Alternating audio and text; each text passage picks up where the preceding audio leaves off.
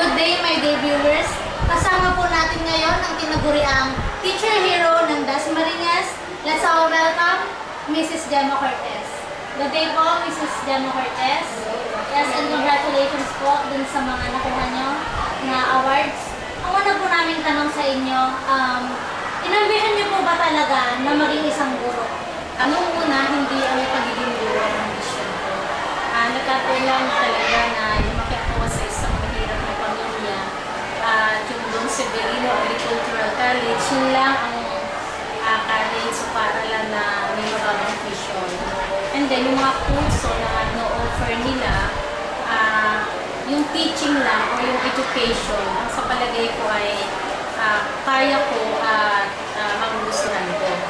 Kaya wala akong nagawa kundi sa ayaw ko man at sa gusto, talagang pagbutihin ko ang pag-aaral ng mga panahon yun.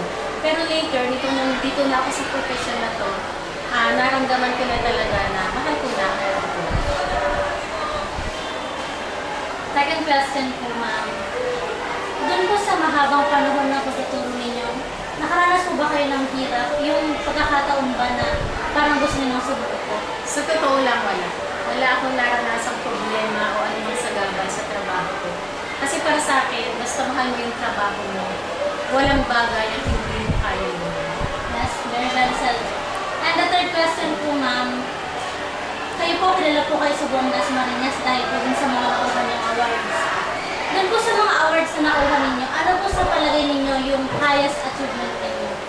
Yung mapili ako bilang one of the most outstanding teachers of the Philippines under ito sa Metsubank Foundation. Yes. Ano po, ngayon po, parang napakaraming mga aspiring na maging guro. Kayo po bilang isang guro na po, ano po yung pwede nyo ma-i-advise dun sa mga nag-aaral o nagaplanong kuhanin ng kurso education? Well, sa mga planong maging guro, kailangan lang talaga nila yung makilingan ng trabaho nila, sipag at tiyaga at pagmamahal sa mga bata. Mahalin ang trabaho dahil ang trabaho hindi lang ito isang profesyon, pero ito ay isang responsibilidad. Kapag pumasok ka sa anumang uri ng trabaho, isipin mo ano ba yung mga responsibilities na nakasalalay sa iyo.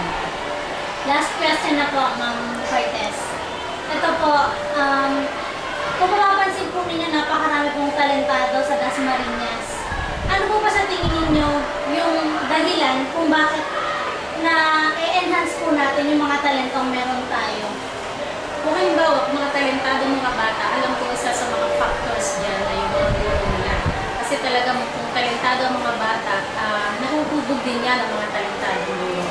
Pangalawa, kita natin yung suporta ng ating administrasyon, halimbawa sa DepEd, bukod sa mga guro, ang mga principal, supervisor, ang ating assistant superintendent, at lalong higit ang ating superintendent. Yung makita lang natin yung kanilang suporta, talagang gagawa ka, titilis ka, talagang gagalingan mo pa para lalo mo kung nagpapilip ka. Yes, ma'am, thank you po. We wish you all the best para po dun sa journey niyo pa. Thank you po.